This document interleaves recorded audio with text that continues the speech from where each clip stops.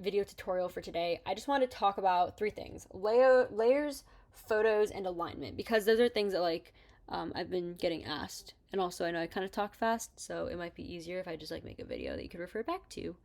But anyway, um, oh, and I guess I'll also go over links. I'm going to go over links first. Okay, so when you're working on anything for the Eagle Eye, it doesn't matter what it is, you want to make sure that all of your all of your photos are in your folders.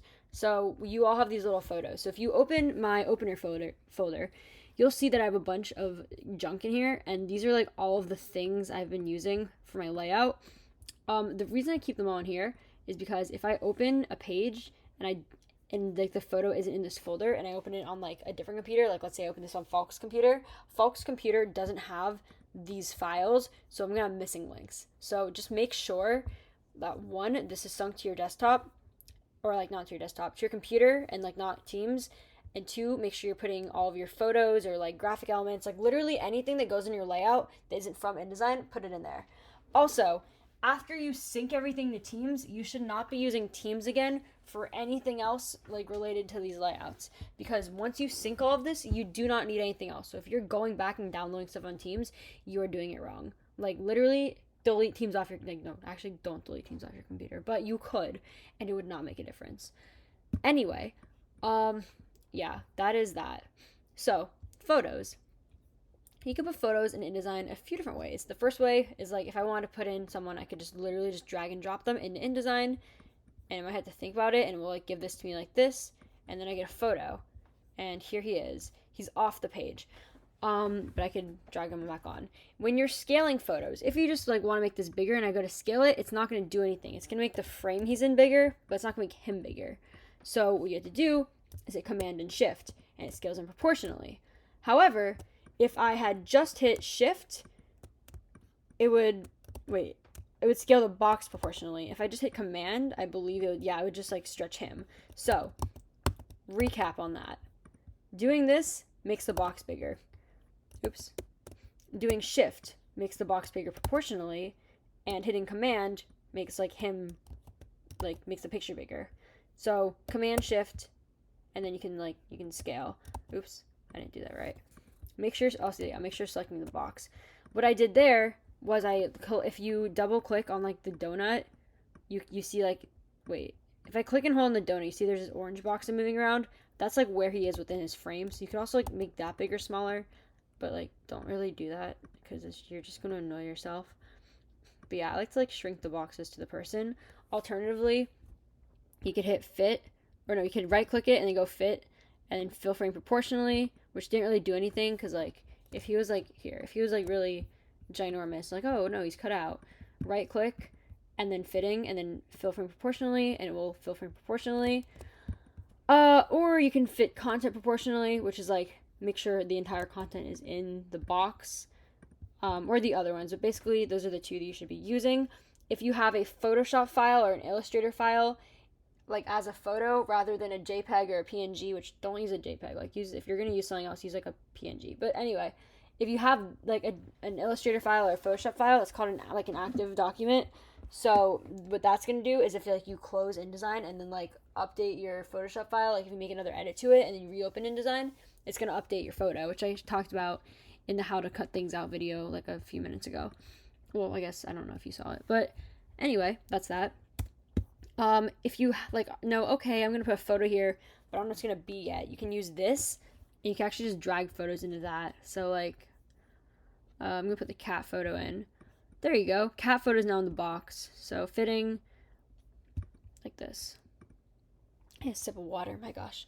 Anyway, that is how you do that. You can also use photo frames, like I just showed you, and if you expand the frame, why did I expand? Okay, if you expand the frame, you see I can crop out more of the cat.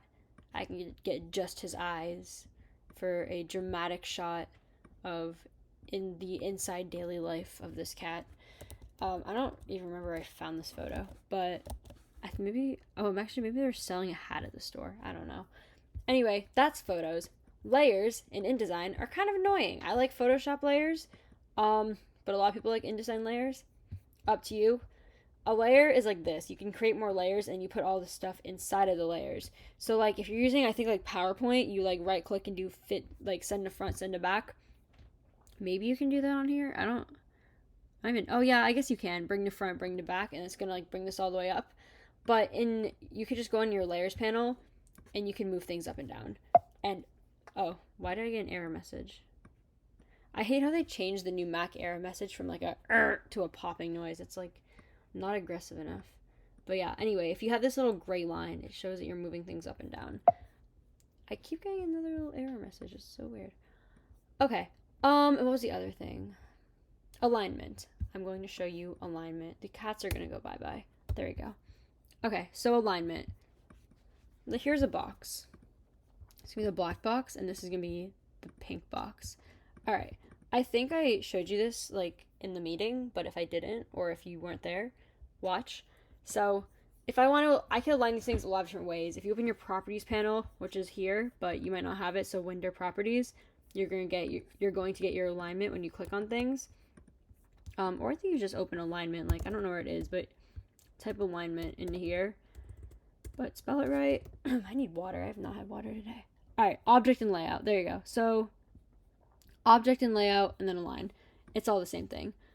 But anyhow, so if I have these two boxes, to select both, I can either click and drag a box around both, click one, shift click the other, or, I don't know, I guess that's pretty much it. So yeah. So if I have these two boxes, and I want to align the black one to this one, I would select them both and then click on the pink one, and then I can align them any which way I would like.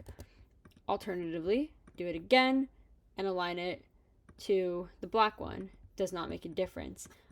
These things are cool. Distribute spacing is very useful, especially if you're using like photos, right? If I have like these little boys and I want to make sure, I want to make sure they're lined up. Here, let me there you go. You select all of them. Don't like do this to any of them. It's gonna mess that up. And you hit distribute spacing, and they're now all evenly spaced apart, but they're not aligned. Oh no! I'm gonna click this, and now they're aligned.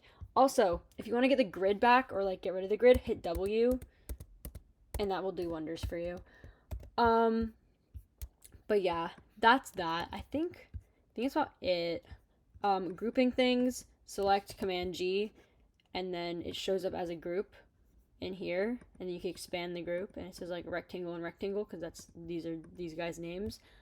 I think that's it. Yeah, I think that's pretty much it for now. Anyway, if you have any questions, let me know. I can make more little videos, but I just kind of want to show you guys that because those will be very helpful things when you get started on layout, which hopefully you've already gotten started on layout, but who knows.